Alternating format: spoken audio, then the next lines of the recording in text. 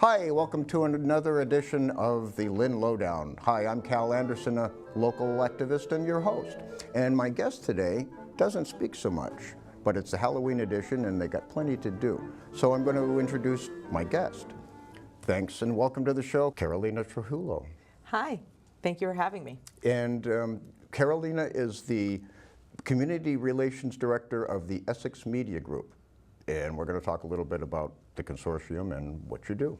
Exactly. Welcome to the show. Thank you so much. So first of all, tell us about Voz. This is a one-year-old publication, and Yes. You're going to tell us all about it. So part of my role as Essex Media Group Director of Community Relations, I go out and make sure that people in the community know what we do. We are an organization that was purchased the Daily Item, as you know, 3 years ago, and during their leadership, they've also have been able to establish a lot of other products. One of those products is their Latino product, which is La Voz. I'm also the director of Voz Newspaper. That's our latest edition.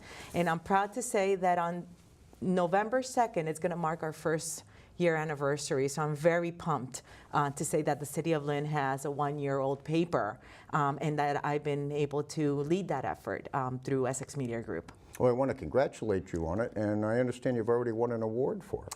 Well, we won an award. We did a supplement on bigotry. So we had 15 different writers, 4 staff members of Essex Media Group wrote pieces. I was included. I was one of those invited writers. And each of us wrote about different aspects of bigotry and how we've lived through bigotry and how we've experienced bigotry in our lives. So each one of us had a different take. We compiled it and we did win an award. So it's very interesting how people can relate to how they've experienced bigotry in their own flesh. So it was a really interesting topic, and it's part of what we want to do as our effort to bring more awareness to different social causes that are impacting our society as a whole. And there's no city that's more diverse than our own, City of Lynn. We have probably 43 different dialects. I've heard up to 93 different nationalities represented, et cetera. So tell me the genesis of La Voz, which means what? The voice. So, La Voz, yeah, the voice. The voice. So La Voz was an interesting project. I was a manager of health disparities and consumer quality information at Blue Cross Blue Shield. And when I was invited to interview for a position at Essex Media Group, I came in and we talked about the project. As a consortium, they really saw a need because they see the ongoing changing diversity in the city of Lynn. You don't have to be a whiz to really see how the city landscape is changing in, like you said, different ethnicities. So they saw that it would be something that would benefit the community as a whole, that needed to be done. When I came on board, they explained what they wanted to do, and I was able to really give them some feedback on how I would implement this project. And fortunately enough, I count with really good leadership that's really progressive and really supported the idea of how the implementation should have come, which was really starting with severe respect for the community as a whole and going out and finding out if the community wanted a paper. That was the first thing. I said, have you ever even asked the community if they want a paper, if it's something that they're interested in? And that's how the idea took kind of like force. And just was shifted. I went out, talked to everybody from senior leaders in the community, people of power in the community, leaders of different organizations, and then I went and talked to the everyday Joe, the bodegas, people in the street, anybody who give me 5 minutes of their time and really gather their thoughts. Once that first phase was done, there was an additional survey. We hired 2 independent surveyors to go out and gather information from people. We collected 54 surveys, and it was really to reinforce the initial market research that I had personally conducted. Even the name of the paper was chosen by the people. So we think that this product is really a representation of the voice of the people, and that's what we intended it to be. The goal of the paper is really to bring awareness. A community that's well informed is a community that's more prone to act. It's a way of bringing this part of the community, which by the way is 32%, 32.5 by census data of 2010. Is Latino? Latino, yes. It's bringing information to a group of people that was just there, invisible, living here with us, among us, but didn't have the same amount of resources. So it's about not only equality, but equity. It's about bringing enough resources in the means of information for a community that coexists here with us, with the main community. Wonderful. Now, how often does La Voz publish? So La Voz initially is publishing every other week. The goal is to make it weekly. Right. Now, is it an insert in the item? No. And all, but I see it around town as a standalone in different convenience stores, newsstands, etc. Yeah, so La Voz is a standalone.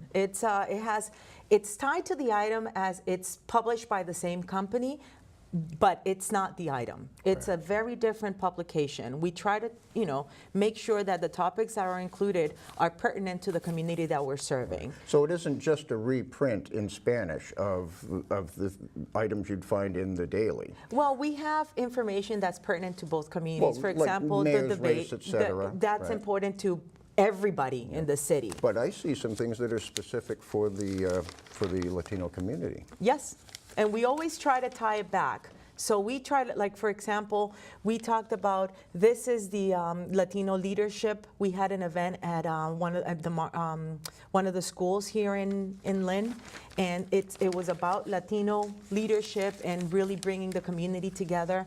We had at the North Shore Latino Business Association, that was the celebration. Here's yeah, you, that right was here. I was one There of you the go. MCs of the event. Yes, right. we celebrated Latino Heritage Month at the association. So it's really a product that's focused on one community in particular. Now, just to enhance the diversity in our city and discuss it, is there any moves to publish a newspaper for the Khmer speakers, et cetera, Cambodian communities, et cetera? That is a very interesting question, because I think that there is going to come a time when we are going to have to start looking at other communities. We only kind of like look at our data and really took a deeper dive into the data and saw that the other biggest community was the Latino. Maybe we need to look at it again once this is more established. Well, that sounds very good that the Essex Media Group is so involved with the community that they know that there's diversity here, and instead of just printing a one-size-fits-all, they're being actually kind of courageous and bold, going out saying, how can we serve the entire community, instead of saying, here's what we have, everybody read it. And I think that's progressive. Well, That's thank actually you so much. progressive. It is one of the efforts that we are trying to implement as a company as a whole. Just trying to be more reflective of what the city is, what the makeup of the city is, and really try to celebrate diversity more than anything else. Just be inclusive, just celebrate it, and just try to make sure that everybody feels part of the city, as it should be. All right. Now, for those who are watching that haven't seen La Voz yet, where do they find it? And if they want to subscribe, can you have it delivered to your home, and is it available online? So it's really interesting. So Noticias La Voz is our .com. It would be the place where you will find the PDF of the newspaper. The paper is free. We have more than 370 distribution points in the city of Lynn, Salem, Revere, and Peabody. Those are our four centralized, our focus of the cities that we cover. So we have different places, bodegas, and that was also part of what we asked our readers. Where do you want to find this paper? So Very interactive. we left it at the places where they want to find it, which are laundromats, places where they send money and ship boxes to their countries, different banks, financial organizations, bodegas are a must. So different places within the community that you're going to find the paper, and you can pick up a copy, and you should be all set. That was very enlightening. Thank you for being our guest, Carolina Trujillo. And I'm going to let you close the show. Absolutely. Thank you for having me. Until next time, in every way and every day, keep loving Lynn.